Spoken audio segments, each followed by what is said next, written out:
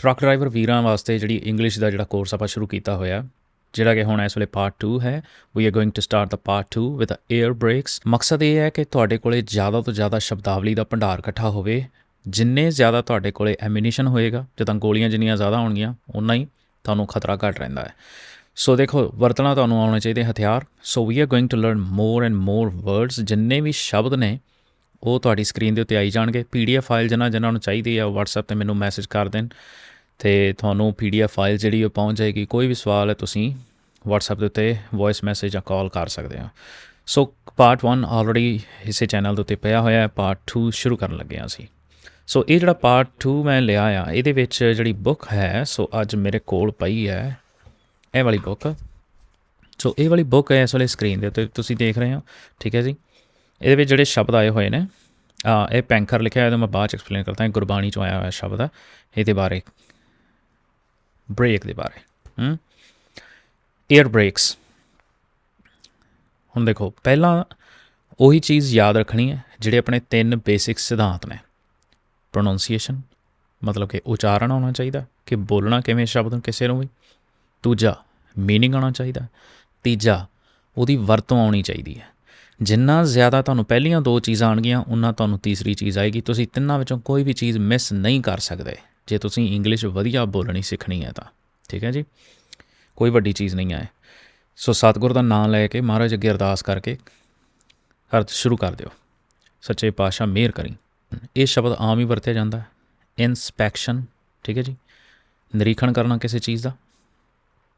ਅਤੇ ਜਿੱਦਾਂ ਕਿ ਪਿਛਲੀ ਵੀਡੀਓ 'ਚ ਵੀ ਇਹ ਲਾਈਨ ਆਈ ਸੀ, you will be required to demonstrate, ਵੀ ਤੁਹਾਨੂੰ ਡੈਮੋਨਸਟ੍ਰੇਟ ਕਰਨਾ ਪਏਗਾ ਅਤੇ ਤੁਹਾਨੂੰ ਲੋੜ ਪਏਗੀ। ਪਿਛਲੀ ਵੀਡੀਓ 'ਚ ਕਰ ਚੁੱਕਿਆ ਆਲਰੇਡੀ ਇਹ ਲਾਈਨ, ਕਿਉਂਕਿ ਬੁੱਕ ਦੇ ਵਿੱਚ, ਇਹਨਾਂ ਬੁੱਕਸ ਦੇ ਵਿੱਚ ਇਹ ਲਾਈਨ ਵਾਰ-ਵਾਰ ਆਉਂਦੀ ਹੈ। ਓਕੇ, ਕੀ ਡੈਮੋਨਸਟ੍ਰੇਟ ਕਰਨਾ ਹੈ? ਇੰਸਪੈਕਸ਼ਨ ਦੇ ਵਿੱਚ ਤੁਸੀਂ ਡੈਮੋਨਸਟ੍ਰੇਟ ਕਰਨਾ ਹੈ ਕਿ ਤੁਹਾਨੂੰ ਪਾਰਕਿੰਗ ਬ੍ਰੇਕ ਕਿੱਦਾਂ ਚੈੱਕ ਕਰਨੀ ਹੈ, ਉਹ ਆਉਂਦੀ ਹੈ, ਠੀਕ ਹੈ। The parking brake check and trailer parking brake check if equipped.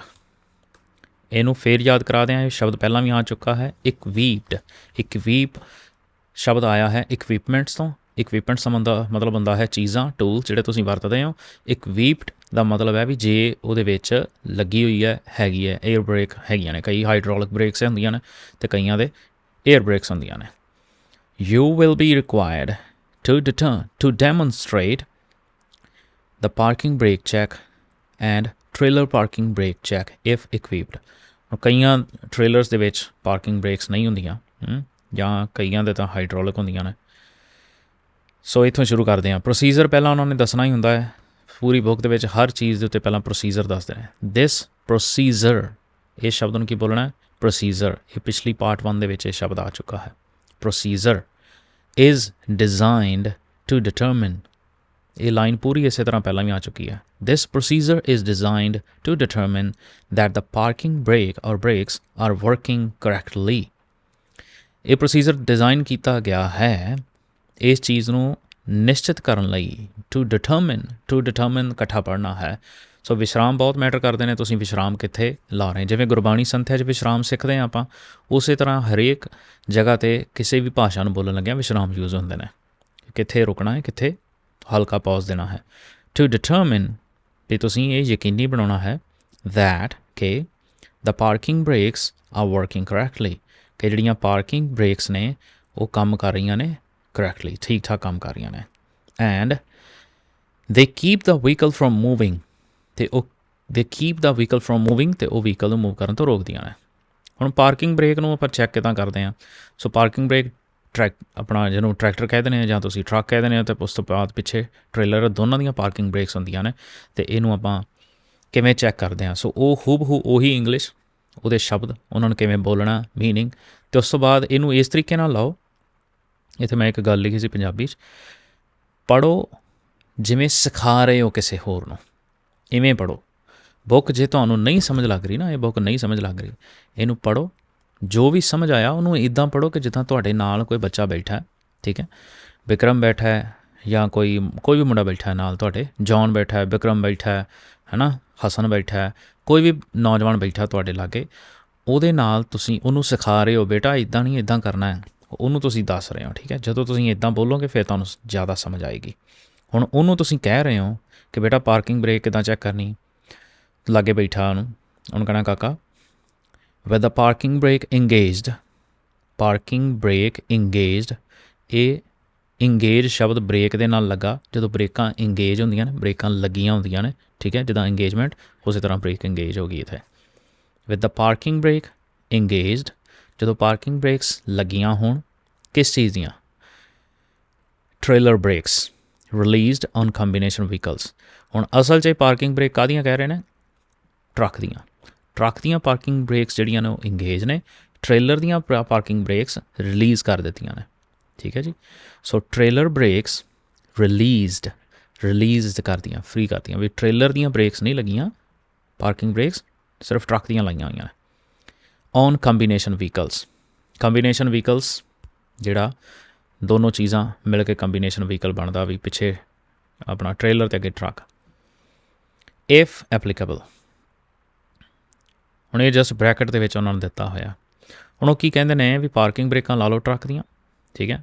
Remove ਫੁੱਟ ਹੁਣ ਤੁਸੀਂ ਜਦੋਂ ਸੁਣਿਆ ਅਤੇ ਪੜ੍ਹਿਆ ਅਤੇ ਤੁਸੀਂ ਇਹਨੂੰ ਬੋਲਣ ਦੀ ਪ੍ਰੈਕਟਿਸ ਕਰਨੀ ਕਿ ਜਿੱਦਾਂ ਤੁਹਾਡੇ ਲਾਗੇ ਕੋਈ ਬੈਠਾ ਤੁਸੀਂ ਉਹਨੂੰ ਕਹਿ ਰਹੇ ਹੋ ਰਿਮੂਵ ਫੁੱਟ, ਪੈਰ ਹਟਾ, from service brake, remove foot from service brake. ਹੁਣ ਤੁਸੀਂ ਕਿਸੇ ਨੂੰ ਆਰਡਰ ਵੀ ਦੇ ਸਕਦੇ ਹੋ, ਇਹ ਲਾਈਨ ਤੁਹਾਡੇ ਲਈ ਨਿਕਲ ਕੇ ਆ ਗਈ ਹੈ ਇੱਥੋਂ।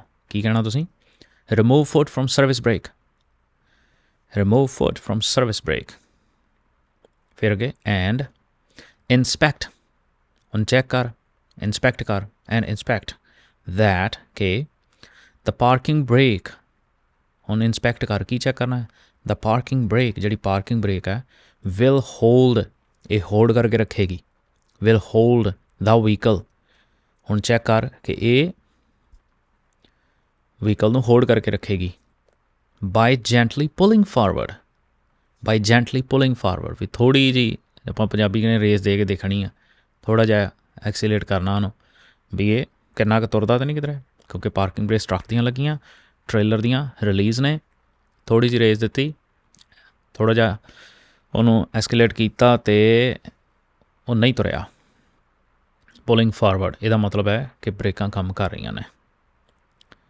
ਬਾਈ gently pulling forward with parking brake on, parking brake on ਦੇ ਉੱਤੇ। ਸੋ ਇਹ ਹੈ ਪੂਰੀ ਲਾਈਨ, ਇਹ ਲਾਈਨ ਥੋੜ੍ਹੀ ਜਿਹੀ ਲੰਮੀ ਹੈ। ਹੁਣ ਜਦੋਂ ਮੈਂ ਇੱਧਰੋਂ ਪੜ੍ਹਨ ਦੀ ਕੋਸ਼ਿਸ਼ ਕਰ ਰਿਹਾ ਸੀ ਪੜ੍ਹਨਾ, ਅਤੇ ਫਿਰ ਇੱਥੋਂ ਥੋੜ੍ਹੇ ਜਿਹੇ ਛੋਟੇ ਅੱਖਰ ਨੇ, ਇਹੀ ਕੰਟੈਂਟ ਆਪਾਂ ਇੱਧਰ ਲਿਆਂਦਾ, ਪਰ ਇਹ ਹੈ ਇੱਕ ਲਾਈਨ ਇੱਥੋਂ ਲੈ ਕੇ ਇੱਥੇ ਤੱਕ। ਉਸ ਤੋਂ ਬਾਅਦ ਅੱਗੇ ਹੁਣ ਜੇ ਤੁਸੀਂ ਚਾਹੋ ਤਾਂ ਇਹਨੂੰ ਪ੍ਰਿੰਟ ਕਰਕੇ ਮੋਟੇ ਅੱਖਰਾਂ 'ਚ ਆਪਣੇ ਟਰੱਕ 'ਚ ਰੱਖੋ, ਇੱਕ ਲਾਈਨ ਨੂੰ, ਇਸ ਲਾਈਨ ਨੂੰ 4-4 5-5 6-6 ਵਾਰੀ ਪੜ੍ਹੋ, ਬੋਲਣ ਦੀ ਕੋਸ਼ਿਸ਼ ਕਰੋ, ਆਪਣੇ ਆਪ ਨੂੰ ਰਿਕਾਰਡ ਕਰੋ, ਸੁਣੋ, ਠੀਕ ਹੈ। ਅਤੇ ਫਿਰ ਜੇ ਕੋਈ ਮੁਸ਼ਕਿਲ ਲੱਗਦੀ, ਅੜਚਨ ਲੱਗਦੀ ਹੈ ਅਤੇ ਤੁਸੀਂ ਵਟਸਐਪ ਦੇ ਉੱਤੇ ਮੈਨੂੰ ਮੈਸੇਜ ਕਰ ਸਕਦੇ ਹੋ। ਪਰ ਪਲੀਜ਼ ਆਪਣੇ ਟਰੱਕਸ ਦੇ ਵਿੱਚ ਗੁਰਬਾਣੀ ਦਾ ਪਾਠ ਜ਼ਰੂਰ ਕਰੋ। ਮਹਾਰਾਜ ਸੱਚੇ ਪਾਤਸ਼ਾਹ ਨੇ ਕਿਰਤ ਬਖਸ਼ਿਸ਼ ਕੀਤੀ ਹੈ, ਉਹਦਾ ਸ਼ੁਕਰਾਨਾ ਕਰੋ। ਹੁਣ ਆਪਾਂ ਟ੍ਰੇਲਰ ਦੀਆਂ ਬ੍ਰੇਕਾਂ ਚੈੱਕ ਕਰਨ ਲੱਗੇ। So we are going to check the trailer brakes right now, so let's do it now. ਹੁਣ ਇਹਦੇ ਵਿੱਚ ਵੀ ਦੇਖੋ ਲਾਈਨ ਇੱਥੇ ਆ ਕੇ ਮੁੱਕਦੀ ਪਈ ਆ, ਇੱਕ ਲਾਈਨ ਇੱਥੋਂ ਸ਼ੁਰੂ ਹੋ ਕੇ। ਹੁਣ ਉਹ ਕਹਿੰਦੇ ਟ੍ਰੇਲਰ ਦੀਆਂ ਬ੍ਰੇਕਾਂ ਸਹੀ ਨੇ, parking brakes, how to check them with the parking brake released, parking brakes ਨੂੰ ਰਿਲੀਜ਼ ਕਰ ਦਿਓ। ਕਾਹਦੀਆਂ ਪਾਰਕਿੰਗ ਬ੍ਰੇਕਸ, ਟਰੱਕ ਦੀਆਂ। And the trailer parking brake engaged, ਹੁਣ ਜਿਹੜਾ ਪਿੱਛੇ ਟ੍ਰੇਲਰ ਆ ਉਹਦੀਆਂ ਪਾਰਕਿੰਗ ਬ੍ਰੇਕਸ ਔਨ ਕਰਤੀਆਂ, ਟਰੱਕ ਦੀਆਂ ਰਿਲੀਜ਼ ਕਰ ਦਿੱਤੀਆਂ, ਛੱਡ ਦਿੱਤੀਆਂ ਉਹਦੀਆਂ ਬ੍ਰੇਕਾਂ। ਅਤੇ ਫਿਰ ਕੀ ਕਰਨਾ, ਰਿਮੂਵ ਫੁੱਟ, ਪੈਰ ਹਟਾਓ, ਕਾਹਦੇ ਤੋਂ, ਫਰੋਮ ਸਰਵਿਸ ਬ੍ਰੇਕ। ਹੁਣ ਉਹ ਜਿਹੜਾ ਬ੍ਰੇਕ ਪੈਡਲ ਜਿਹਨੂੰ ਕਹਿ ਦਿੰਦੇ ਆ, ਪੈਰ ਵਾਲਾ, ਸਰਵਿਸ ਬ੍ਰੇਕ, ਉਹ ਤੋਂ ਪੈਰ ਚੱਕ ਲਓ। ਐਂਡ ਇੰਸਪੈਕਟ, ਹੁਣ ਨਿਰੀਖਣ ਕਰੋ, ਹੁਣ ਦੇਖੋ, ਚੈੱਕ ਕਰੋ ਹੁਣ, that ਕਿ the trailer parking brake will hold the vehicle by gently pulling forward। ਹੁਣ ਇਹ ਚੈੱਕ ਕਰੋ ਕਿ ਟ੍ਰੇਲਰ ਪਾਰਕਿੰਗ ਬ੍ਰੇਕ ਜਿਹੜੀ ਹੈ ਉਹ ਹੋਲਡ ਕਰਕੇ ਰੱਖੇਗੀ, ਵਹੀਕਲ ਨੂੰ ਫੜ ਕੇ ਰੱਖੇਗੀ, ਠੀਕ ਹੈ। ਜਿਹੜਾ ਪੈਂਖੜ ਹੁਣ ਪਾਇਆ ਉਹਨੂੰ, ਇਹ ਹੁਣ ਇਹਨੂੰ ਫੜ ਕੇ ਰੱਖੇਗਾ। ਬਾਈ ਜੈਂਟਲੀ ਪੁਲਿੰਗ ਫਾਰਵਰਡ, ਜੈਂਟਲੀ ਪੁਲਿੰਗ ਪੁੱਲ ਫਾਰਵਰਡ, ਆਪਾਂ ਕਹਿੰਦੇ ਪੁੱਲ ਫਾਰਵਰਡ, ਅਗਾਂਹ ਨੂੰ ਤੋਰ ਗੱਡੀ, ਥੋੜ੍ਹੀ ਜਿਹੀ ਜੈਂਟ ਹੌਲੀ ਦੇਣੀ, ਅੱਗੇ ਨੂੰ ਤੋਰ ਕੇ ਦੇਖਣੀ ਆ, ਅਤੇ ਫਿਰ ਤੁਹਾਨੂੰ ਪਤਾ ਲੱਗ ਜਾਣਾ ਕਿ ਇਹ ਨਹੀਂ ਬਈ ਟ੍ਰੇਲਰ ਦੀ ਬ੍ਰੇਕ ਠੀਕ ਹੈ ਅਤੇ ਉਹਨੇ ਹੋਲਡ ਕਰ ਲਿਆ, ਨਹੀਂ ਹੋਲਡ ਕੀਤਾ ਤਾਂ ਫਿਰ ਉਹ 'ਚ ਕੋਈ ਖਰਾਬੀ, ਉਹ ਤੁਸੀਂ ਚੈੱਕ ਕਰੋ ਹੁਣ, ਠੀਕ ਹੈ ਜੀ। ਹੁਣ ਇਹਦੇ ਨਾਲ ਇੱਕ ਹੋਰ ਫਾਇਦਾ ਇਸ ਚੀਜ਼ ਦੇ ਨਾਲ, ਆਲਸੋ ਅਸਿਸਟ, ਇਹ ਅਸਿਸਟ ਕਰਦਾ ਹੈ, ਇਹ ਜਿਹੜਾ ਪ੍ਰੋਸੀਜਰ ਹੈ ਇਹਦੇ ਨਾਲ ਇੱਕ ਹੋਰ ਚੀਜ਼ ਸਮਝ ਲੱਗਦੀ ਹੈ, ਇਨ ਚੈਕਿੰਗ ਦ ਕਪਲਿੰਗ ਕਨੈਕਸ਼ਨ, ਜਿਹੜਾ ਕਪਲਿੰਗ ਕਨੈਕਸ਼ਨ 5th ਵੀਲ ਦੇ ਉੱਤੇ ਟ੍ਰੇਲਰ ਪਿਆ ਹੋਇਆ ਹੈ ਟਰੱਕ ਤੇ, ਠੀਕ ਹੈ, ਕਪਲਿੰਗ ਕਨੈਕਸ਼ਨ ਜੋੜ ਮੇਲ ਬਣਿਆ ਹੋਇਆ ਉਹਨਾਂ ਦਾ, ਠੀਕ ਹੈ।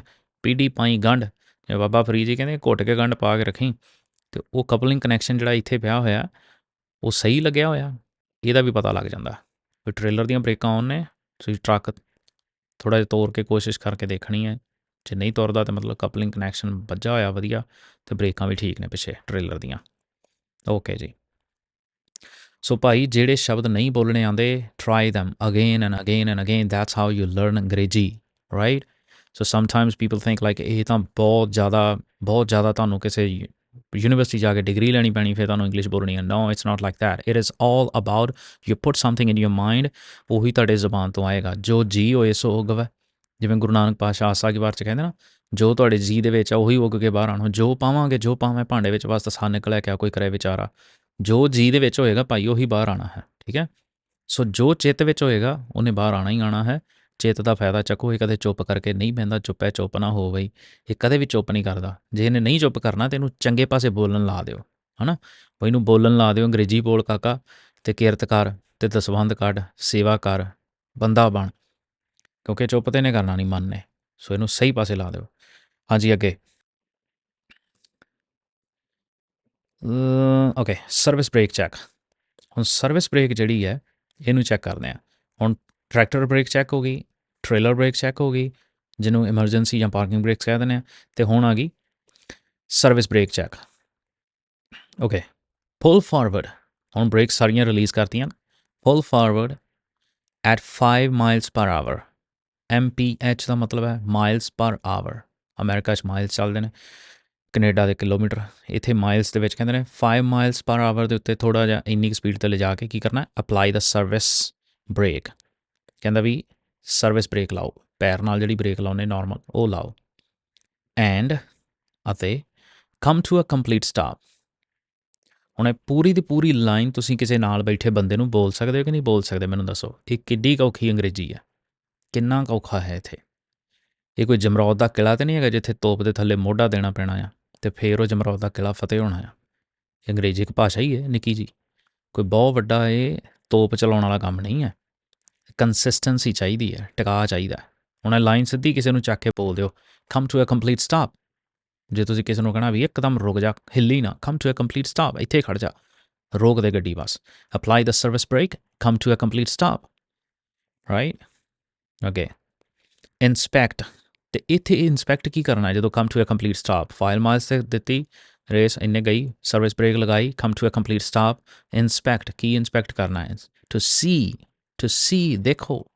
ਹੁਣ ਚੈੱਕ ਕਰੋ ਕੀ ਦੇਖਣਾ, ਦੈਟ ਦਾ ਮਤਲਬ ਕਿ। ਇੱਕ ਹੋਰ ਚੀਜ਼ ਕਹਿੰਦੇ ਹਾਂ, ਟੀ ਅਤੇ ਐਚ ਦਾ ਉਚਾਰਨ ਆਪਾਂ ਜਦੋਂ ਇੰਡੀਆ ਵਾਲੇ ਜਿਸ ਤਰੀਕੇ ਨਾਲ ਆਪਣੀਆਂ ਬੀਬੀਆਂ ਭੈਣਾਂ ਉੱਥੇ ਪੜ੍ਹਾਉਂਦੀਆਂ ਸਨ ਚਪੇੜਾ ਮਾਰ ਕੇ ਅੰਗਰੇਜ਼ੀ, ਆਈ ਤਾਂ ਨਹੀਂ ਬਿਲਕੁਲ ਵੀ ਉਹਨਾਂ ਦੇ ਕੋਲੋਂ, ਪਰ ਖੈਰ ਉਹ ਇਹੀ ਪੜ੍ਹਾਉਂਦੀਆਂ ਹਨ, ਦੈਟ। ਇਹ ਹੈਗਾ ਦੈਟ, TH, ਦੈਟ, ਹੈ ਨਾ। ਦੰਦਾਂ ਥੱਲੋਂ ਦੀ ਹਵਾ ਜੀ ਨਿਕਲ ਜੀ ਮਾੜੀ ਜੀ। ਦੈਟ ਕਿ the vehicle does not pull to either side। ਹੁਣ ਜੋ ਦੇਖਿਆ ਕਿ ਵਹੀਕਲ ਸਟਾਪ 'ਤੇ ਆ ਗਿਆ, does not pull to either side ਕੀ ਹੁੰਦਾ, either side ਇਹਨੂੰ ਕਈ ਲੋਕ either ਕਹਿੰਦੇ ਨੇ, ਕਈ either ਕਹਿੰਦੇ ਨੇ, ਦੋਨੋਂ ਹੀ ਪ੍ਰੋਨਾਂਸੀਏਸ਼ਨ ਠੀਕ ਨੇ, ਠੀਕ ਹੈ ਜੀ। ਸੋ ਦੋਨਾਂ 'ਚ ਕੋਈ ਖਰਾਬੀ ਨਹੀਂ ਹੈਗੀ। either side, ਨਾ ਖੱਬੇ ਨਾ ਸੱਜੇ, ਇਹ ਕਿਸੇ ਇੱਕ ਪਾਸੇ ਨੂੰ ਖਿੱਚਦਾ ਨਹੀਂ ਹੈ। ਜੇ ਖਿੱਚਦਾ ਹੈ ਤਾਂ ਇਹਦਾ ਮਤਲਬ ਖਰਾਬੀ ਹੈ, ਠੀਕ ਹੈ। ਗੱਡੀ ਤੋਰੀ 5 ਮਾਈਲਸ 'ਤੇ, ਬ੍ਰੇਕ ਲਗਾਈ ਸਰਵਿਸ ਬ੍ਰੇਕ, ਗੱਡੀ ਖੜ੍ਹ ਗਈ, ਕਿਸੇ ਇੱਕ ਪਾਸੇ ਨੂੰ ਨਹੀਂ ਖਿੱਚ ਰਿਹਾ ਅਤੇ ਠੀਕ ਹੈ। ਜੇ ਖਿੱਚ ਰਿਹਾ ਤਾਂ ਇਹਨੂੰ ਚੈੱਕ ਕਰੋ, ਇਹ 'ਚ ਕੋਈ ਖਰਾਬੀ ਹੈ। ਈਦਰ ਸਾਈਡ ਨਹੀਂ ਜਾਣਾ ਚਾਹੀਦਾ। ਐਂਡ ਸਟਾਪਸ, ਅਤੇ ਖੜ੍ਹ ਜਾਂਦਾ ਹੈ, ਖੜ੍ਹ ਜਾਂਦਾ ਹੈ, stops. When the service brake is applied, ਅਤੇ ਖਲੋ ਜਾਂਦਾ। ਇਹ ਦੇਖਣਾ ਹੈ ਵੀ ਜਦੋਂ ਬ੍ਰੇਕ ਲਾਈ ਇਹ ਖੜ੍ਹ ਜਾਂਦਾ ਹੈ। ਵੈਨ ਦਾ ਸਰਵਿਸ, ਵੈਨ ਦਾ ਮਤਲਬ ਇੱਥੇ ਕਦੋਂ ਨਹੀਂ ਹੈ, ਵੈਨ ਦਾ ਮਤਲਬ ਹੈ ਜਦੋਂ, ਠੀਕ ਹੈ। ਜਿੱਦਾਂ ਵਟ ਦਾ ਮਤਲਬ ਜ਼ਰੂਰੀ ਨਹੀਂ ਹੈਗਾ, ਵਟ ਮਤਲਬ ਕੀ ਹੁੰਦਾ, ਵਟ ਦਾ ਮਤਲਬ ਜੋ ਵੀ ਹੁੰਦਾ, ਠੀਕ ਹੈ। ਉਹ ਕੌਨਟੈਕਸਟ ਦੇ ਉੱਤੇ ਡਿਪੈਂਡ ਕਰਦਾ ਹੈ ਕਿ ਤੁਸੀਂ ਕਿੱਥੇ ਕੀ ਬੋਲ ਰਹੇ ਹੋ। When the service brake is applied, ਜਦੋਂ ਬ੍ਰੇਕ ਅਪਲਾਈ ਕੀਤੀ। ਅਤੇ ਅਗਲੀ ਲਾਈਨ 'ਚ ਕੀ ਕਹਿੰਦੇ ਨੇ, if the vehicle pulls to either side or does not stop, ਜੇ ਇਫ ਦਾ ਮਤਲਬ ਜੇ the vehicle pulls to either side ਜੇ ਵਹੀਕਲ ਈਦਰ ਸਾਈਡ ਕਿਸੇ ਪਾਸੇ ਨੂੰ ਪੁੱਲ ਕਰਦਾ ਆ, ਖਿੱਚਦਾ ਹੈ ਕਿਸੇ ਇੱਕ ਪਾਸੇ ਨੂੰ, ਅਤੇ ਫਿਰ ਜਾਂ ਫਿਰ ਡਜ਼ ਨਾਟ ਸਟਾਪ ਨਹੀਂ ਰੁਕਦਾ। ਡਜ਼ ਨਾਟ ਸਟਾਪ ਵੈਲ ਵੀ ਵੈਲ ਦਾ ਮਤਲਬ ਹੈ ਚੰਗੀ ਤਰ੍ਹਾਂ। ਡਜ਼ ਨਾਟ ਸਟਾਪ ਵੈਲ ਚੰਗੀ ਤਰ੍ਹਾਂ ਨਹੀਂ ਰੁਕਦਾ, ਚੰਗੀ ਤਰ੍ਹਾਂ ਨਹੀਂ ਖੜਦਾ। The brakes may not be working correctly, may not be working correctly, may not be ਇਕੱਠਾ ਆ, ਠੀਕ ਹੈ। ਮੇ ਨਾਟ ਬੀ ਵਰਕਿੰਗ ਕਰੈਕਟਲੀ ਵੀ ਇਹਦਾ ਮਤਲਬ ਹੋ ਸਕਦਾ ਤੁਹਾਡੀਆਂ ਬ੍ਰੇਕ ਸਹੀ ਕੰਮ ਨਹੀਂ ਕਰ ਰਹੀਆਂ। ਮੇ ਨਾਟ ਬੀ ਵਰਕਿੰਗ ਕਰੈਕਟਲੀ, ਕਰੈਕਟਲੀ ਦਾ ਮਤਲਬ ਠੀਕ, ਸਹੀ ਤਰੀਕੇ ਨਾਲ, ਠੀਕ ਹੈ ਜੀ। ਇੱਕ ਚੀਜ਼ ਇੱਥੇ ਸਟਾਪਸ ਆਇਆ ਹੈ ਅਤੇ ਇੱਥੇ ਆਇਆ ਹੈ ਡਜ਼ ਨਾਟ ਸਟਾਪ। ਇੱਥੇ ਸਟਾਪ ਨੂੰ ਐਸ ਨਹੀਂ ਲੱਗੀ, ਇੱਥੇ ਐਸ ਲੱਗੀ ਹੈ। ਸੋ ਇੱਥੇ ਕਿਉਂ ਨਹੀਂ ਲੱਗੀ? ਕਿਉਂਕਿ ਇੱਥੇ ਡਜ਼ ਨਾਟ ਲੱਗ ਗਿਆ ਹੈ, ਇੱਥੇ ਡਜ਼ ਨਾਟ ਸਟਾਪ। ਇਹਦੇ ਨਿੱਕੀਆਂ ਨਿੱਕੀਆਂ ਬਾਹਲੀਆਂ ਬਰੀਕੀਆਂ ਨੇ, ਇਹ ਕਿਸੇ ਹੋਰ ਸੈਸ਼ਨ 'ਚ ਆਪਾਂ ਕਰ ਸਕਦੇ ਹਾਂ। ਖੈਰ ਇਸ ਤੋਂ ਅੱਗੇ ਹੁਣ ਅੱਗੇ ਆ ਗਿਆ ਏਅਰ ਬ੍ਰੇਕ। ਮੈਨੂੰ ਬਹੁਤ ਵਧੀਆ ਲੱਗਾ ਕੰਸੈਪਟ ਦਾ। ਏਅਰ ਬ੍ਰੇਕ ਪੜ੍ਹ ਕੇ ਮੈਨੂੰ ਕਾਫੀ ਨੌਲੇਜ ਮਿਲੀ। ਮੈਨੂੰ ਨਹੀਂ ਸੀ ਪਤਾ ਏਅਰ ਬ੍ਰੇਕਸ ਕੀ ਹੁੰਦੀਆਂ ਨੇ।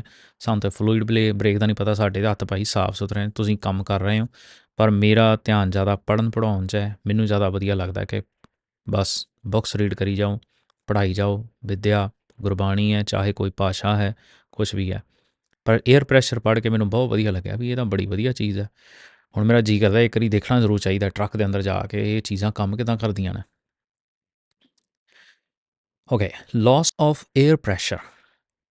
ਏਅਰ ਪ੍ਰੈਸ਼ਰ ਕਿਉਂਕਿ ਫਲੂਇਡ ਬ੍ਰੇਕਸ ਪਹਿਲਾਂ ਆਈਆਂ, ਉਸ ਤੋਂ ਬਾਅਦ ਏਅਰ ਬ੍ਰੇਕਸ ਆਈਆਂ। ਏਅਰ ਬ੍ਰੇਕਸ ਜਦੋਂ ਆਈਆਂ ਉਹ ਵੱਡਿਆਂ ਟਰੱਕਾਂ ਨੂੰ ਰੋਕਣ ਵਾਸਤੇ ਆ ਵੀ ਹੈਵੀ ਲੋਡ। ਉਹਦੇ ਵਿੱਚ ਜਿਹੜੀ ਏਅਰ ਹੈ, ਜੇ ਉਹ ਤੁਸੀਂ ਉਹਨੂੰ ਲੂਜ਼ ਕਰ ਦਿੱਤਾ ਤਾਂ ਕੀ ਹੋਏਗਾ? Loss of air pressure. Will ਦਾ ਮਤਲਬ ਕਰੇਗਾ ਜਾਂ ਕਰੇਗੀ। ਇਹਦੇ ਨਾਲ ਕੀ ਹੋਏਗਾ? ਕਾਜ਼ ਮਤਲਬ ਇਹਦੇ ਨਾਲ ਹੋਏਗਾ ਕੁਛ, ਇਹ ਕਾਰਨ ਬਣੇਗਾ। ਜਦੋਂ ਆਪਾਂ ਬਿਕੋਜ਼ ਕਹਿ ਦਿੰਦੇ ਹਾਂ, ਇਹ ਕਾਜ਼ ਉਸੇ ਤਰ੍ਹਾਂ ਹੈ। ਵਿਲ ਕਾਜ਼ ਇਹ ਕਰ ਦੇਵੇਗਾ ਕਿ loss of air pressure. Air pressure ਦਾ ਜਿਹੜਾ ਲਾਸ ਹੈ ਉਹ ਕੀ ਕਰ ਦੇਗਾ? Will cause the emergency brakes to activate. ਇੱਕ ਨਵਾਂ ਕਹਿੰਦੇ ਵੀ ਜਿੱਦਾਂ ਪੰਗਾ ਪੈ ਜਾਣਾ ਉੱਥੇ, ਦਾ ਇਮਰਜੈਂਸੀ ਬ੍ਰੇਕਸ ਨੂੰ ਐਕਟੀਵੇਟ ਕਰ ਦੇਗਾ ਕਿਉਂਕਿ ਲਾਸ ਆਫ ਏਅਰ ਹੋ ਗਿਆ ਅਤੇ ਬ੍ਰੇਕਸ ਨੂੰ ਜਿਹੜੇ ਪ੍ਰੈਸ਼ਰ ਨੇ ਹੋਲਡ ਕਰਕੇ ਰੱਖਣਾ ਸੀ ਉਹ ਤਾਂ ਰਿਲੀਜ਼ ਹੋ ਗਿਆ। ਹੁਣ ਬ੍ਰੇਕਸ ਨੂੰ ਕੌਣ ਫੜ ਕੇ ਰੱਖੇਗਾ? ਉਹਨਾਂ ਨੇ ਤਾਂ ਘੁੱਟ ਕੇ ਜੱਫੀ ਪਾ ਲੈਣੀ ਟਾਇਰਾਂ ਨੂੰ ਵੀ ਨਾ ਤੁਹਾਨੂੰ ਨਹੀਂ ਜਾਣ ਦਿੰਦੇ ਅਸੀਂ ਕਿਧਰੇ ਵੀ। ਉਹ ਲੱਗ ਗਿਆ ਜੱਫਾ ਅਤੇ ਫੇਰ ਨਹੀਂ ਟਾਇਰ ਤੁਰਦੇ ਕਿਧਰੇ। ਇਮਰਜੈਂਸੀ ਬ੍ਰੇਕਸ ਨੂੰ ਹੋਲਡ ਕਰਨ ਵਾਲਾ ਪ੍ਰੈਸ਼ਰ ਰਿਲੀਜ਼ ਹੋ ਗਿਆ ਆਟੋਮੈਟਿਕਲੀ ਸਮਹਾਓ। ਤਾਂ ਫਿਰ ਕੀ ਹੋਏਗਾ? ਕਾਜ਼ਿੰਗ। ਇਹਦੇ ਨਾਲ ਕੀ ਹੋਏਗਾ? ਕਾਜ਼ਿੰਗ ਜਿੱਦਾਂ ਕਾਜ਼ ਹੈ ਉਸੇ ਤਰ੍ਹਾਂ ਕਾਜ਼ਿੰਗ ਹੈ। ਐਨ ਅਬਰਪਟ ਦਾ ਮਤਲਬ ਹੁੰਦਾ ਇੱਕ ਤਾਂ ਹੁੰਦਾ ਸਮੂਥ, ਕਿ ਬੰਦਾ ਹੌਲੀ ਜਿਹੀ ਬ੍ਰੇਕ ਲਾਈ ਸਮੂਥਲੀ ਗੱਡੀ ਰੁਕੀ। ਠੀਕ ਹੈ, ਅਬਰਪਟ ਬਹੁਤ ਜ਼ਬਰਦਸਤ ਝਟਕੇ ਨਾਲ। ਅਬਰਪਟ ਐਂਡ ਅਨਕੰਟਰੋਲਡ ਸਟਾਪ, ਇਹਨੂੰ ਕਹਿਣਾ ਅਨਕੰਟਰੋਲਡ। ਅਤੇ ਅਨਕੰਟਰੋਲਡ ਸਟਾਪ ਜਿਹੜਾ ਆ ਉਹ ਹੋਏਗਾ ਫਿਰ। ਸੋ ਇਹ ਲਾਈਨ ਪੂਰੀ ਇੱਦਾਂ ਪੜ੍ਹਨੀ ਹੈ। ਲਾਸ ਆਫ ਏਅਰ ਪ੍ਰੈਸ਼ਰ ਦਾ ਲਾਸ ਵਿਲ ਕਾਜ਼ ਕਰ ਦੇਵੇਗਾ the emergency brakes to activate. Emergency brakes ਨੂੰ ਐਕਟੀਵੇਟ ਕਰ ਦੇਵੇਗਾ। Causing an abrupt and uncontrolled stop. ਇਹ ਕਰੇਗਾ ਕੀ? ਕਾਜ਼ ਕਰ ਦੇਗਾ ਅੱਗੋਂ ਇਹ ਹੋਰ ਕਾਰਨ ਬਣੇਗਾ ਅਬਰਪਟ ਅਤੇ ਅਨਕੰਟਰੋਲਡ ਸਟਾਪ ਦਾ। ਇੱਕ ਝਟਕੇ ਵਾਲਾ ਸਟਾਪ ਲੱਗੇਗਾ, ਜ਼ੋਰਦਾਰ ਝਟਕਾ ਲੱਗੇਗਾ। ਫਿਰ ਅਨਕੰਟਰੋਲਡ ਸਟਾਪ ਹੋਏਗਾ ਜਿਸ 'ਤੇ ਤੁਹਾਡਾ ਕੰਟਰੋਲ ਨਹੀਂ ਹੋਏਗਾ ਕਿ ਤੁਸੀਂ ਉਹਨੂੰ ਕਿੱਦਾਂ ਰੋਕਣਾ। ਏਅਰ ਗੇਜ ਹੁਣ ਆ ਗਈਆਂ ਥੱਲੇ ਚੈਕਿੰਗ ਕਰਨੀ ਏਅਰ ਬ੍ਰੇਕ ਦੀ, ਉਹਦੇ ਵਿੱਚ ਆ ਗਈ। ਹੁਣ ਇਹ ਸਾਰੇ ਸ਼ਬਦ ਤੁਸੀਂ ਮੰਨ ਲਓ ਕਿਸੇ ਨੂੰ ਬੋਲ ਰਹੇ ਹੋ, ਮੈਨੂੰ ਵਾਰ-ਵਾਰ ਰਿਮਾਈਂਡ ਕਰਾਉਣਾ ਪੈਂਦਾ ਹੈ ਕਿ ਤੁਸੀਂ ਇਹ ਸ਼ਬਦਾਂ ਨੂੰ ਇਸ ਤਰ੍ਹਾਂ ਪੜ੍ਹਨਾ ਹੈ ਕਿ ਜਿਵੇਂ ਤੁਸੀਂ ਕਿਸੇ ਨੂੰ ਸਿਖਾ ਰਹੇ ਹੋ। ਇੱਥੇ ਮੈਂ ਲਿਖ ਦਿੰਦਾ ਹਾਂ, ਪੜ੍ਹੋ ਜਿਵੇਂ ਕਿਸੇ ਨੂੰ ਸਿਖਾ ਰਹੇ ਹੋ। ਜਿਵੇਂ ਤੁਸੀਂ ਕਿਸੇ ਨੂੰ ਆਰਡਰ ਦੇ ਰਹੇ ਹੋ, ਇਸ ਤਰ੍ਹਾਂ ਪੜ੍ਹੋ। ਠੀਕ ਹੈ, ਸੋ ਜਦੋਂ ਤੁਸੀਂ ਇਸ ਤਰ੍ਹਾਂ ਪੜ੍ਹੋਗੇ ਅਤੇ ਫਿਰ ਇਹ ਚੀਜ਼ਾਂ ਤੁਹਾਡੇ ਜ਼ਿਹਨ 'ਚ ਬਹਿ ਜਾਣਗੀਆਂ, ਤੁਹਾਡੇ ਧਿਆਨ 'ਚ ਬਹਿ ਜਾਣਗੀਆਂ। ਓਕੇ ਜੀ, ਹੁਣ ਅੱਗੇ air gauge and governor card of check. Air gauge ਸੂਈ ਜਿਹੜੀ ਏਅਰ ਵਾਲੀ ਜਿਹੜੀ ਤੁਹਾਡੇ ਅਫਕੋਰਸ ਤੁਹਾਡੇ ਡੈਸ਼ਬੋਰਡ 'ਤੇ ਹੋਏਗੀ। ਡਿਪੈਂਡ ਕਰਦਾ ਤੁਸੀਂ ਕਿੱਦਾਂ ਦੀ ਗੱਡੀ ਚਲਾ ਰਹੇ ਹੋ ਅਤੇ ਉਹਦੇ ਹਿਸਾਬ ਨਾਲ ਉਹਦੀ ਲੋਕੇਸ਼ਨ ਡਿਫਰੈਂਟ ਹੋ ਸਕਦੀ ਹੈ। Air gauge and governor cut of, ਜਿਹੜਾ ਕਿ ਏਅਰ ਪ੍ਰੈਸ਼ਰ ਨੂੰ ਉਹਦੇ ਤੋਂ ਮੋਨੀਟਰ ਕਰਦਾ ਆ, ਉਹਦਾ ਕੱਟ ਆਫ ਚੈੱਕ ਕਿੱਦਾਂ ਕਰਨਾ ਆ। ਪਹਿਲੀ ਚੀਜ਼, ਚੌਕ ਦਾ ਵੀਲਸ।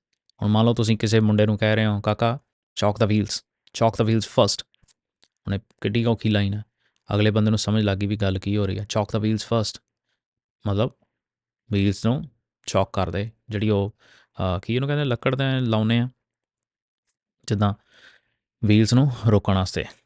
ਚੌਕ ਦਾ ਵੀਲਸ ਫਸਟ ਇੱਦਾਂ ਕਹਿੰਦੇ ਆ। ਚੌਕ ਦਾ ਵੀਲਸ, ਸਟਾਰਟ ਦਾ ਵਹੀਕਲ, ਵੀਲਸ ਨੂੰ ਚੌਕ ਕਰ, ਵਹੀਕਲ ਨੂੰ ਸਟਾਰਟ ਕਰ, ਐਂਡ ਇੰਸਪੈਕਟ, ਤੇ ਇੰਸਪੈਕਟ ਕਰ, ਚੈੱਕ ਕਰ, ਨਿਰੀਖਣ ਕਰ, that ਕਿ the air gauge is working, vehicle the engine running 'ਚ ਹੈ, ਵੀਲਸ ਨੂੰ ਚੌਕ ਕਰ ਦਿੱਤਾ ਗਿਆ, air gauge is working, air gauge the needle ਜੋ ਸੂਈ ਵਾਂਗ ਕੰਮ ਕਰ ਰਹੀ ਹੈ, ਐਂਡ ਬਿਲਡਸ, ਹੁਣ ਬਿਲਡ ਸ਼ਬਦ ਦਾ ਮਤਲਬ ਹੈ ਬਣਾਉਣਾ, ਅਤੇ ਬਿਲਡਸ ਦਾ ਮਤਲਬ ਹੈ ਬਣਾਉਂਦੀ ਹੈ, ਠੀਕ ਹੈ ਜੀ।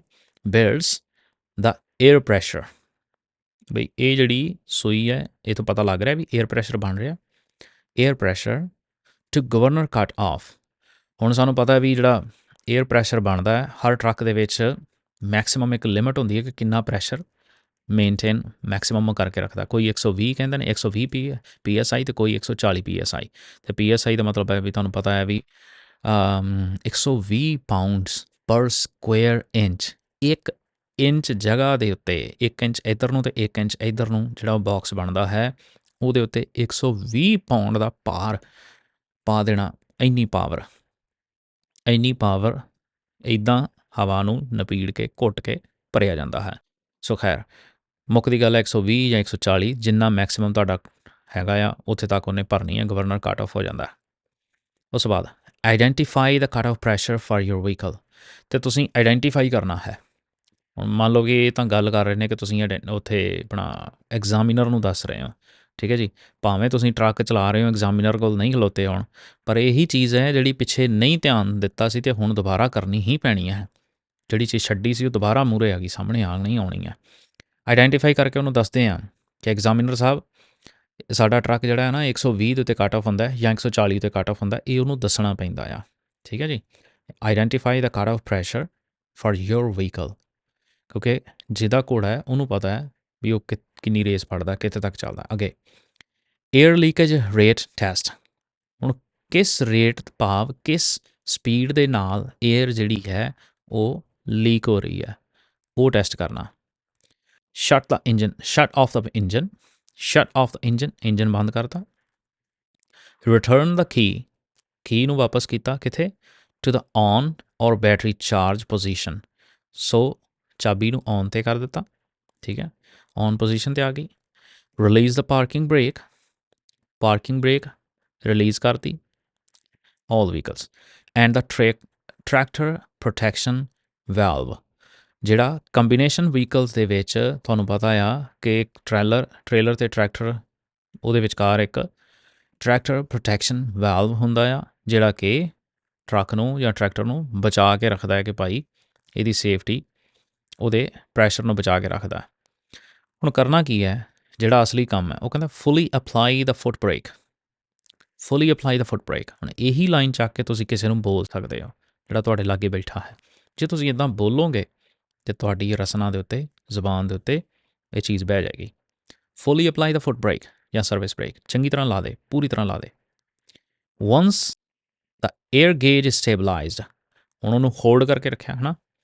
ਵੰਸ ਦਾ ਏਅਰ ਗੇਜ ਇਜ਼ ਸਟੇਬਲਾਈਜ਼ਡ, ਜਦੋਂ ਤੁਸੀਂ ਦੇਖਿਆ ਵੀ ਫੁੱਲੀ ਇੱਕ ਵਾਰੀ ਪ੍ਰੈਸ ਕੀਤਾ ਤਾਂ ਉਸ ਤੋਂ ਬਾਅਦ ਦੇਖਿਆ ਵੀ ਏਅਰ ਗੇਜ ਸਟੇਬਲਾਈਜ਼ਡ ਹੋ ਗਈ ਹੈ, ਟਿਕ ਗਈ ਹੈ। ਸਟੇਬਲਾਈਜ਼ ਹੋਣਾ ਮਤਲਬ ਟਿਕ ਜਾਣਾ, ਟਿਕਾ 'ਚ ਆ ਗਈ ਉਹ ਵਿਚਾਰੀ। Hold the foot brake for 1 minute, ਹੁਣ ਤੁਸੀਂ ਫੁੱਟ ਬ੍ਰੇਕ ਨੂੰ ਹੋਲਡ ਕਰਕੇ ਰੱਖਣਾ ਹੈ 1 ਮਿੰਟ ਤੱਕ। ਹੁਣ ਮੰਨ ਲਓ ਇਹੀ ਗੱਲ ਤੁਸੀਂ ਆਪਣੇ ਕਿਸੇ ਗੁਆਂਢੀ ਸੱਜਣ ਨੂੰ ਕਹਿ ਸਕਦੇ ਹੋ, ਨਵਾਂ ਮੁੰਡਾ ਹੈ ਉਹਨੂੰ ਤੁਸੀਂ ਕਹਿ ਸਕਦੇ ਹੋ ਬੇਟਾ hold the foot brake for 1 minute, ਠੀਕ ਹੈ, ਨਾਲ ਬੈਠਾ ਉਹਨੂੰ ਕਿਹਾ hold the foot brake for 1 minute, ਸਿਖਾ ਰਹੇ ਤੁਸੀਂ। ਫਿਰ ਕੀ ਕੀਤਾ, ਫਿਰ ਉਹਨੂੰ ਤੁਸੀਂ ਆਖ ਰਹੇ ਹੋ ਇੰਸਪੈਕਟ ਦਾ ਏਅਰ ਗੇਜ, ਹੁਣ ਉਹਨੂੰ ਕਿਹਾ ਵੀ ਕਾਕਾ ਇੰਸਪੈਕਟ ਕਰ, ਏਅਰ ਗੇਜ ਚੈੱਕ ਕਰ, ਟੂ ਸੀ, ਉਹਨੂੰ ਦੇਖਣ ਲਈ, if the air pressure drops, ਵੀ ਜੇ ਏਅਰ ਪ੍ਰੈਸ਼ਰ ਡਰੋਪ ਕਰ ਰਿਹਾ ਹੁਣ ਨਿਗਾਹ ਪੈਰ ਬ੍ਰੇਕ 'ਤੇ ਆ ਅਤੇ ਨਿਗਾਹ ਸੂਈ 'ਤੇ ਆ ਕਿ ਕਿੰਨਾ ਜਿਹੜਾ ਉਹ ਕਿੰਨੇ ਪਾਊਂਡ ਹਵਾ ਜਿਹੜੀ ਹੈ ਨਿਕਲ ਰਹੀ ਹੈ। more than 3 pounds in 1 minute single vehicle or trailer without air brakes।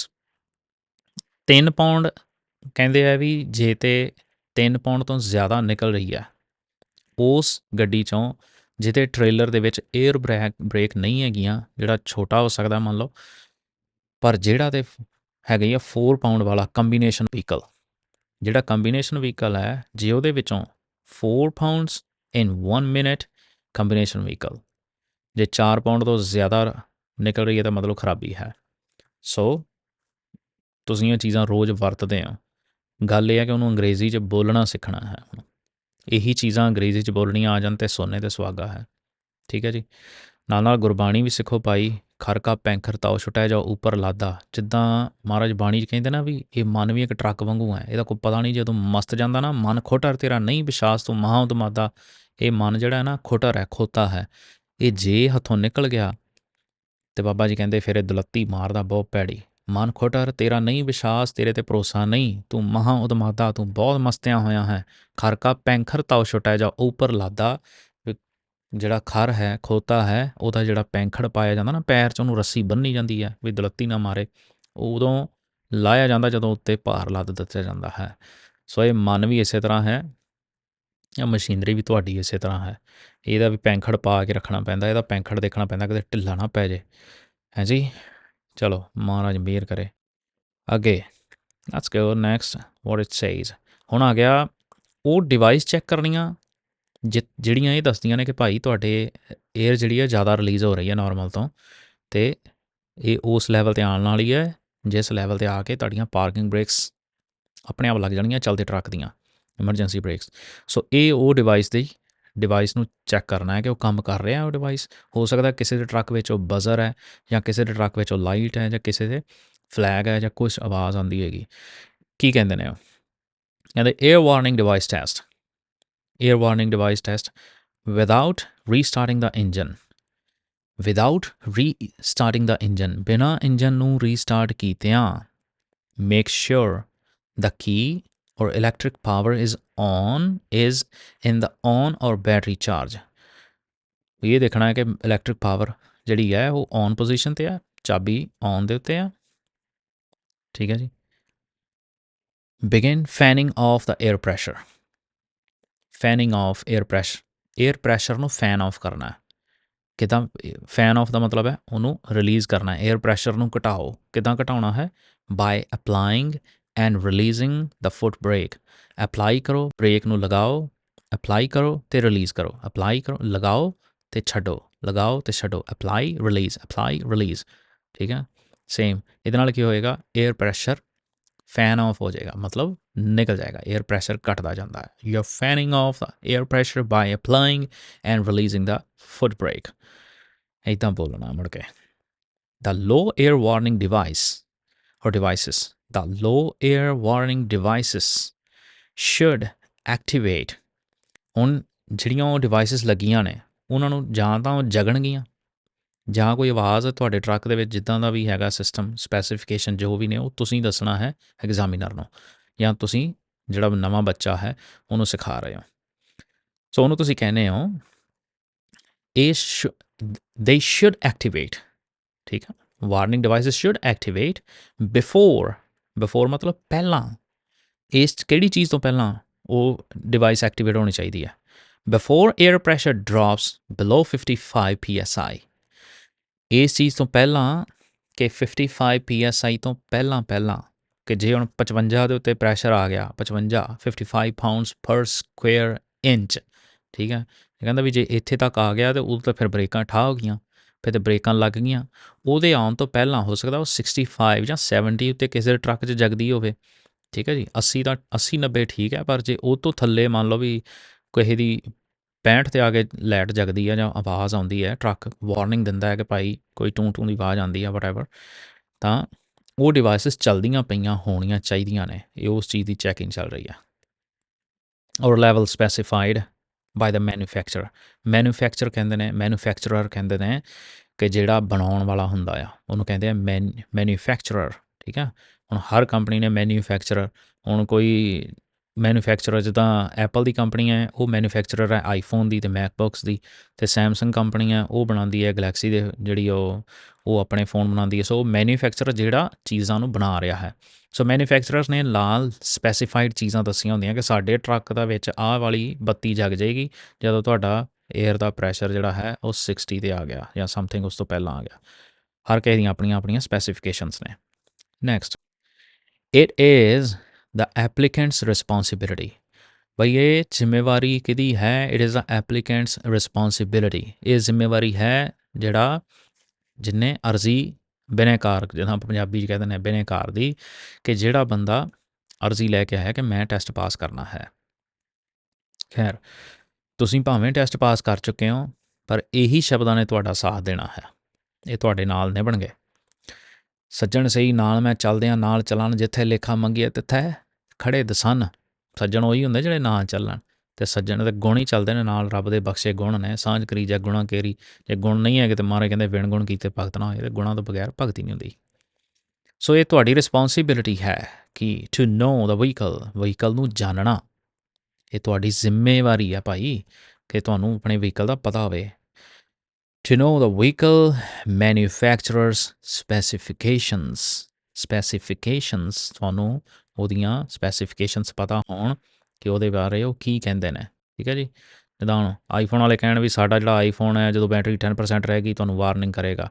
Samsung ਵਾਲੇ ਕਹਿਣਗੇ ਸਾਡਾ ਜਿਹੜਾ ਫੋਨ ਹੈ ਉਹ ਜਦੋਂ 18% ਬੈਟਰੀ ਰਹਿ ਗਈ ਉਹ ਤੁਹਾਨੂੰ ਵਾਰਨਿੰਗ ਕਰੇਗਾ। ਇੱਦਾਂ ਹੀ ਟਰੱਕ ਵਾਲੇ ਨੇ, ਉਹ ਮੈਨੂਫੈਕਚਰਰ ਨੇ, ਉਹ ਤੁਹਾਨੂੰ ਦੱਸਣਗੇ ਵੀ ਕਦੋਂ ਵਾਰਨਿੰਗ ਉਹਨਾਂ ਦੇਣੀ ਆ, ਉਹ ਸਪੈਸੀਫਿਕੇਸ਼ਨਸ ਕਹਿ ਦਿੰਦੇ ਨੇ। ਓਕੇ, ਹੁਣ ਆ ਗਈ ਐਮਰਜੈਂਸੀ ਬ੍ਰੇਕ ਦਾ ਟੈਸਟ। ਹੁਣ ਤੁਸੀਂ ਬ੍ਰੇਕਾਂ ਮਾਰ ਕੇ ਇਹ ਤਾਂ ਚੈੱਕ ਕਰ ਲਿਆ ਕਿ ਟੂੰ ਟਾਂ ਦੀ ਕਿਤੋਂ ਆਵਾਜ਼ ਆਈ, ਕੋਈ ਬੱਤੀ ਜਗੀ, ਜਿੱਥੋਂ ਪਤਾ ਲੱਗ ਗਿਆ ਕਿ ਹਾਂ ਬਈ ਉਹ ਡਿਵਾਈਸ ਕੰਮ ਕਰ ਰਹੀ ਹੈ। ਹੁਣ ਕਹਿੰਦੇ continue to fan off the air pressure. ਹੁਣ ਇਮਰਜੈਂਸੀ ਬ੍ਰੇਕਾਂ ਚੱਲ ਰਹੀਆਂ ਨੇ, ਸਹੀ ਨੇ, ਉਹ ਵੀ ਟੈਸਟ ਕਰ ਲਈਏ ਨਾਲ ਦੀ ਨਾਲ ਹੀ। So how to do that, let's do it. ਲਿਆ ਵੀ ਕਾਕਾ ਉਹ ਵੀ ਚੈੱਕ ਕਰੀਏ। ਸੋ ਤੁਸੀਂ ਛੋਟੂ ਨੂੰ ਆਵਾਜ਼ ਮਾਰੀ, ਤੁਹਾਡੇ ਨਾਲ ਛੋਟੂ ਬੈਠਾ, ਉਹਨੂੰ ਕਿਹਾ ਵੀ ਛੋਟੂ let's do the emergency brake test. ਛੋਟੂ ਆ ਗਿਆ, ਠੀਕ ਹੈ, ਪਰ ਪਿਆਰ ਨਾਲ ਸਿਖਾਉਣਾ ਚਾਹੀਦਾ ਹਮੇਸ਼ਾ, ਕਿਸੇ ਨੂੰ ਵੀ ਸਿਖਾਓ, ਰੋਬ ਨਹੀਂ ਮਾਰਨਾ। Continue to fan off the air pressure. ਤੁਸੀਂ ਉਹਨੂੰ ਨਾਲ ਬੈਠੇ ਨਿਆਣੇ ਨੂੰ ਆਖਿਆ ਕਾਕਾ continue to fan off the air pressure. ਉਹ ਕਹਿੰਦਾ yes sir, I'll do the same as ordered roger. ਤੁਸੀਂ ਆਖਿਆ ਵੀ ਕੰਟੀਨਿਊ ਰੱਖ, ਫੈਨ ਆਫ ਕਰੀ ਜਾ, ਏਅਰ ਪ੍ਰੈਸ਼ਰ ਰਿਲੀਜ਼ ਕਰੀ ਜਾ। ਫਿਰ ਕੀ ਆ, the parking brake or emergency brake valve should close pop out. ਉਹ ਕਹਿੰਦੇ ਵੀ ਜਿਹੜਾ ਵਾਲਵ ਹੁੰਦਾ ਆ ਪਾਰਕਿੰਗ ਬ੍ਰੇਕ ਦਾ ਜਾਂ ਜੋ ਵੀ ਮਕੈਨਿਜ਼ਮ ਲੱਗਿਆ ਹੋਇਆ ਹੈ, ਸ਼ੁੱਡ ਪੌਪ ਆਊਟ, ਵੀ ਉਹ ਉੱਠ ਖੜ੍ਹਨਾ ਚਾਹੀਦਾ ਹੈ, ਵੀ ਉਹ ਕੰਮ ਕਰ ਲਵੇ। ਕਦੋਂ, ਕਿਸ ਮੌਕੇ 'ਤੇ ਉਹ ਚੱਲੇਗਾ? Between 20 PSI and 45 PSI।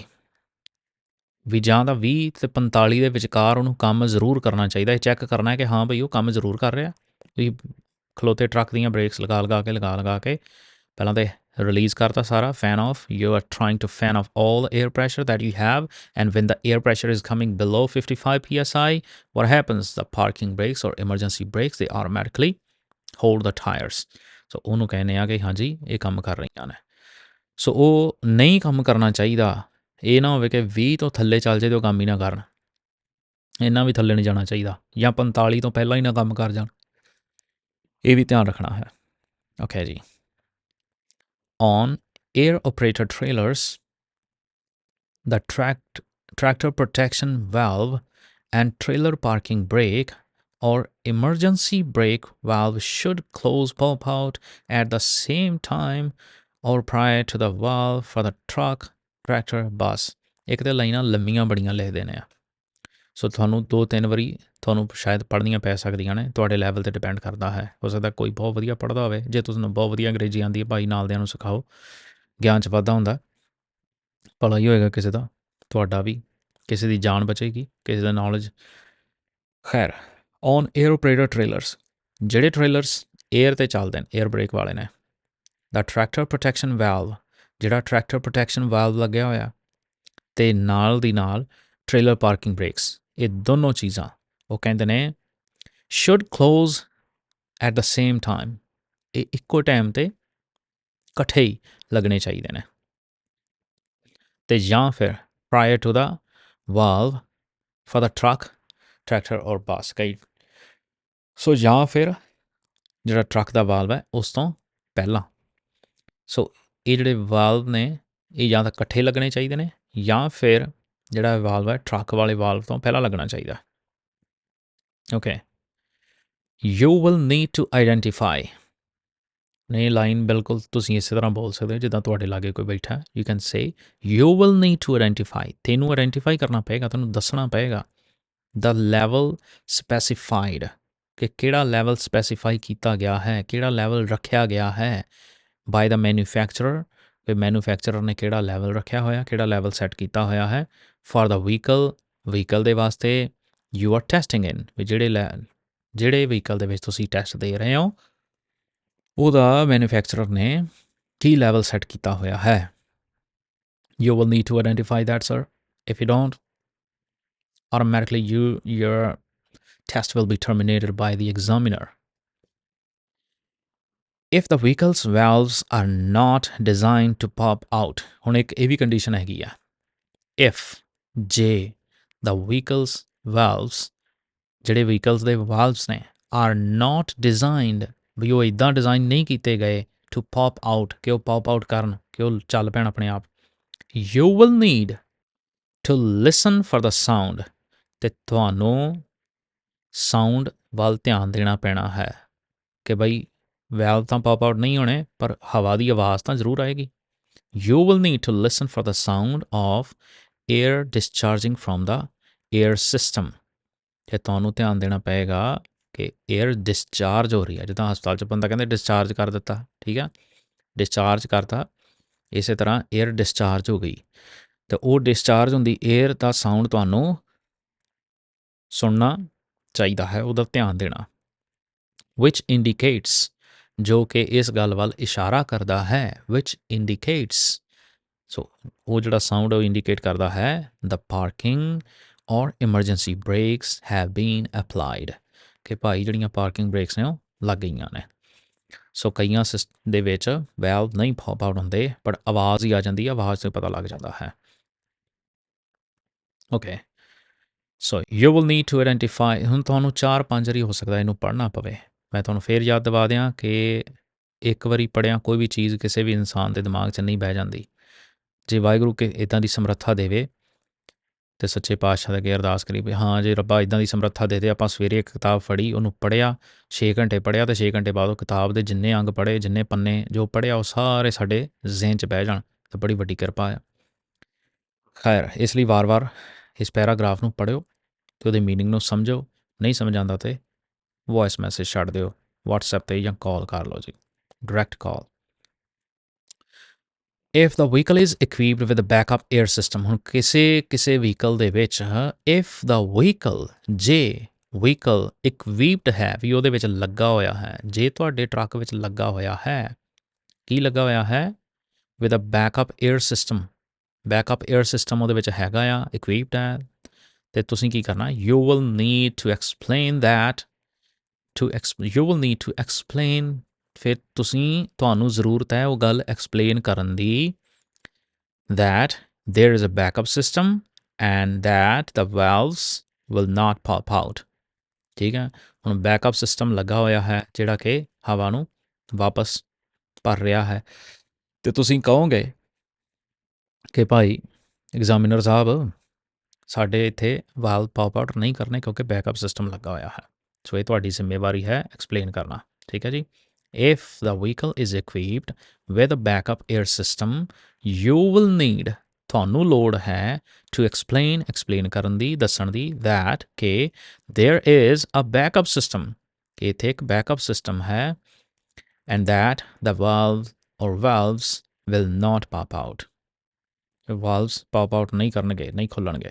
Note ਕੀ ਕਹਿੰਦਾ, ਨੋਟ ਕਹਿੰਦਾ you will need to explain the specific procedures specified by the manufacturer for the vehicle you are testing in। ਇਹ ਲਾਈਨ ਵਾਰ-ਵਾਰ ਅੱਗੇ ਆਈ ਜਾਂਦੀ ਘੜੀ ਮੁੜੀ, ਇੱਕ ਕਿਤਾਬ 'ਚ ਉਹ ਚੀਜ਼ਾਂ ਵਾਰ-ਵਾਰ ਰਿਪੀਟ ਬਹੁਤ ਕਰਦੇ ਨੇ। It is your responsibility to know and describe the examiner the vehicle manufacturer's specifications for air systems। ਸੋ ਇਹ ਗੱਲ ਉੱਥੇ ਹੀ ਆ ਵੀ ਤੁਸੀਂ ਉਸ ਮੈਨੂਫੈਕਚਰਰ ਦੀਆਂ ਸਪੈਸੀਫਿਕੇਸ਼ਨਸ ਨੂੰ ਸਮਝੋ, ਜਿਹੜਾ ਟਰੱਕ ਤੁਸੀਂ ਲੈ ਕੇ ਗਏ ਹੋ ਉਹ ਤੁਸੀਂ ਫਿਰ ਆਪਣੇ ਐਗਜ਼ਾਮੀਨਰ ਨੂੰ ਐਕਸਪਲੇਨ ਕਰਨਾ ਹੈ। ਇਹ ਸਾਰੇ ਸ਼ਬਦ ਆਪਾਂ ਪੜ੍ਹ ਚੁੱਕੇ ਹਾਂ, ਕਰ ਚੁੱਕੇ ਹਾਂ।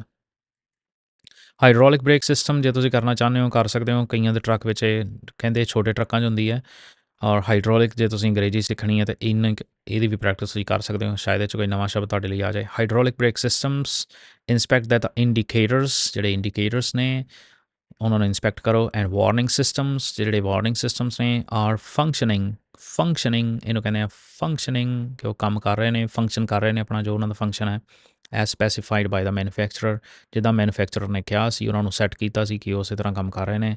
ਜੇ ਉਹ ਲੱਗੇ ਹੋਏ ਨੇ ਤਾਂ ਇਫ ਇਕਵਿਪਡ, ਜੇ ਲੱਗੇ ਨੇ ਤਾਂ ਓਕੇ।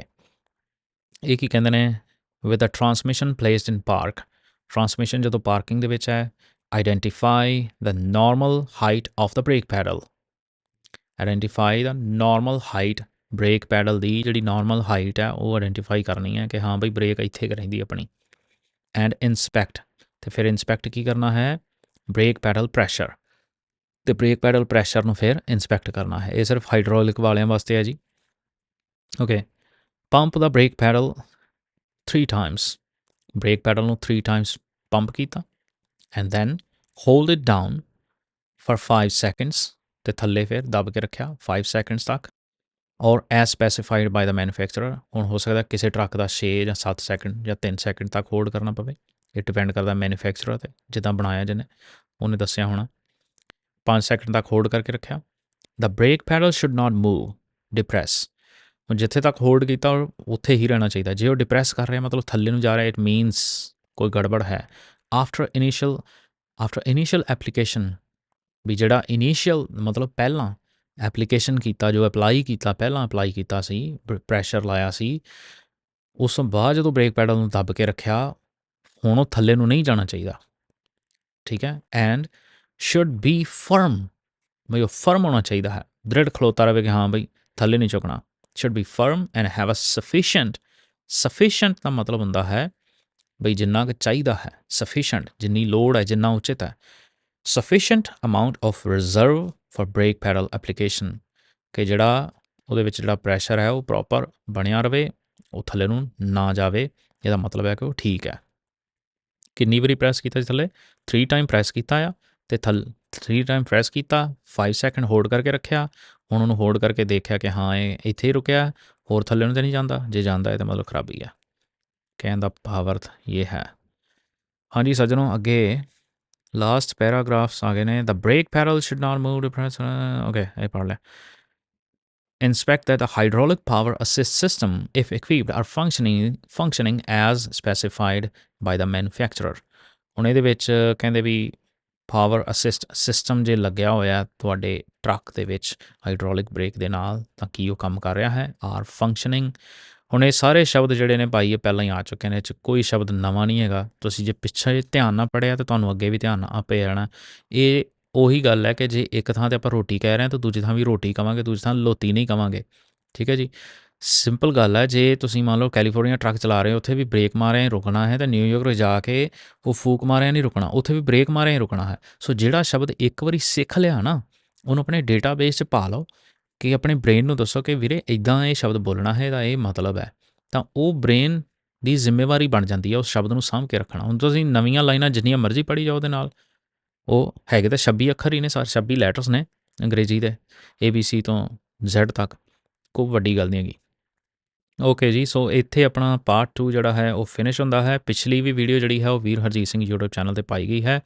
ਨਾਲੇ ਆਹ ਸਾਰਾ ਇੱਕ ਜਗ੍ਹਾ ਦੇ ਉੱਤੇ ਮੇਰੇ ਕੋਲ ਲਿਖਿਆ ਹੋਇਆ ਹੈ। ਪਿਛਲੀ ਵੀਡੀਓ 'ਚ 30 ਲਾਈਨਾਂ ਸੀ, ਇਸ ਵੀਡੀਓ ਦੇ ਵਿੱਚ 4-5 ਪੈਰਾਗ੍ਰਾਫਸ ਨੇ, ਇਹ 'ਚ ਵੀ ਉਹਨਾਂ ਕੀ ਕੰਟੈਂਟ ਹੈਗਾ ਆ।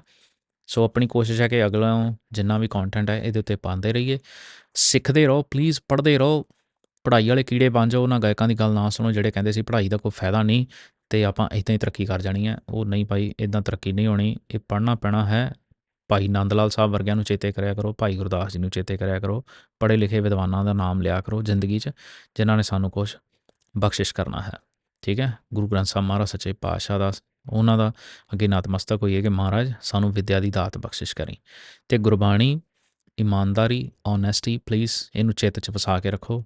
ਜਿੱਥੇ ਵੀ ਕੰਮ ਕਰੋ ਇਮਾਨਦਾਰੀ ਨਾਲ ਕੰਮ ਕਰੋ, ਤਾਂ ਕਿ ਸਾਡੀ ਪੱਗ ਦੀ ਇੱਜ਼ਤ ਬਣੀ ਰਵੇ, ਘਰਦਿਆਂ ਦੀ ਇੱਜ਼ਤ ਬਣੀ ਰਵੇ। ਤੰਦਰੁਸਤ ਰਹੋ, ਚੜ੍ਹਦੀ ਕਲਾ 'ਚ ਰਹੋ। ਵਾਹਿਗੁਰੂ ਜੀ ਕਾ ਖਾਲਸਾ, ਵਾਹਿਗੁਰੂ ਜੀ ਕੀ ਫਤਿਹ। A place in Punjab where severed head of Guru Tegh Bahadur Maharaj was brought from Delhi in 1675 in the month of November.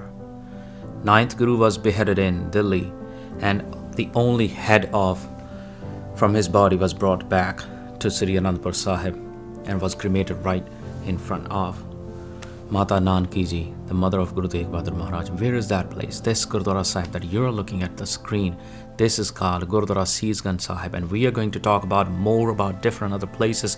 Which was that Gurdwara Sahib where somebody laid the gold coins that too vertically just to buy a land to cremate younger sons of Guru Gobind Singh Maharaj? Where stands the Haveli of Diwan Todar Mal Sahib Ji? Where is that place where Baba Banda Singh Bahadur fought the final battle, the last battle of his life in Gurdaspur, in Gurdas Nangal? And we are going to talk about the Fatehgarh Sahib, and then Chamkaur Sahib, and Anandpur Sahib, and the place where Guru Gobind Singh Maharaj chose the five beloved Gur Sikh, Bhai Daya Singh, Bhai Dharam Singh, Bhai Himmat Singh, Bhai Mohkam Singh, Bhai Sahib Singh. They are very important Sikh historical places. So let's deep dive into this without wasting any time. Let's stay connected to these places so that we can remember why Sikhi is important even today. If you want to tell your classmates in your colleges, in your batchmates, or where you go to work, and you don't know what to tell about Sikhi, that why are you a Sikh and why are you so proud about Sikhi, that a whole family, the family of Guru Tegh Bahadur Maharaj, laid down, all the members laid down their lives for human rights. Remember it. Remember it. For human rights. To stop discrimination. To stop tyrannical system.